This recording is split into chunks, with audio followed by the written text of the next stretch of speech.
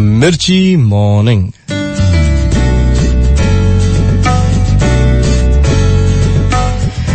मिर्ची मॉर्निंग ઠંડક છે આજે રોજ કરતા જુદી સવાર છે. થોડો ઠંડો પવન વાય છે અર્લી ઇન ધ મોર્નિંગ અને મોર્નિંગ વોકર્સની સંખ્યામાં નજીવો વધારો થયો છે. સમહાવ રોજ કરતા આજે થોડા વધારે મોર્નિંગ વોકર્સ જોવા મળ્યા. શિયાળો આવશે, વિન્ટર આવશે એટલે તો સંખ્યા ડબલ થઈ જશે. આજે સવારે ચા પીતા મારા મમ્મી મને કે બોલો દિવાળી આવી એ ગઈ. સમયનું ચક્કર કેવું ફાસ્ટ ચાલે છે ને. હજુ એમ લાગે કે હમણાં તો દિવાળી ગઈ પાછી આવી ગઈ. આમ પલકારામાં તહેવાર આવે છે ને જાય છે. આવું મારા મમ્મીએ મને કહ્યું તો મેં એમને કહ્યું કે જે લોકોને એમ લાગતું હોય ને કે દિવસો ક્યાં વીતી જાય છે ખબર જ નથી પડતી એ તો નસીબદાર છે.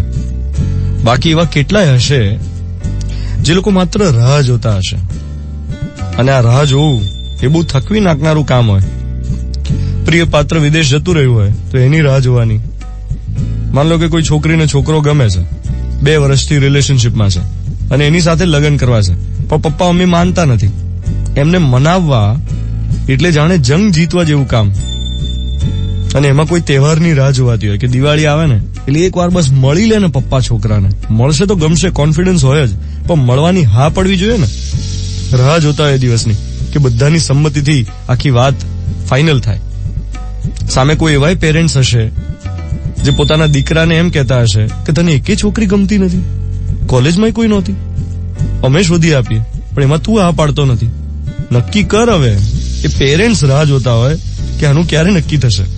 ઘણા એવા હોય કે કોઈને કોઈ બિઝનેસ શરૂ કરવાનું સપનું જોયું હોય કે બિઝનેસ કરવો છે અને એક દિવસ આ નોકરીને લાત મારીને સ્વતંત્ર બિઝનેસ શરૂ કરવો છે, પણ એ નોકરીને લાત મારવાની હિંમત ના થતી હોય અથવા તો રાઈટ ટાઈમની રાહ જોવાતી હોય કે બસ કોઈ ઇન્વેસ્ટ કરી આપે, કોઈ મૂડી રોકાણ કરી આપે.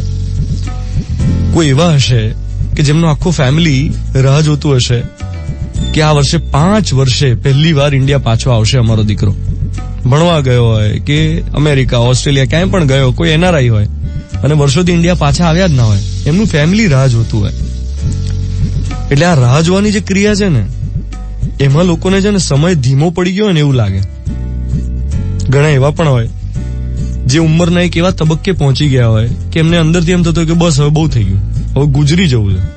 હા હોય, થાક્યા હોય, કોઈ બીમારીથી થાક્યા હોય કે માનસિક રીતે થાક્યા હોય અને અંદરથી એમ થતું કે બસ હવે નથી જીવવું, ગુજરી જવું છે, એક ઉંમર થઈ ગઈ, જીવી લીધું જે જીવવાનું હતું એ. જેમને આવી રાહ જોવી પડતી હોય ને એ દિવસો ગણતા હોય, દિવસોની એકચ્યુઅલી ઘડીઓ ગણતા હોય. એમનો સમય અટકી ગયેલો હોય, ઘડિયાળ થંભી ગયેલી હોય.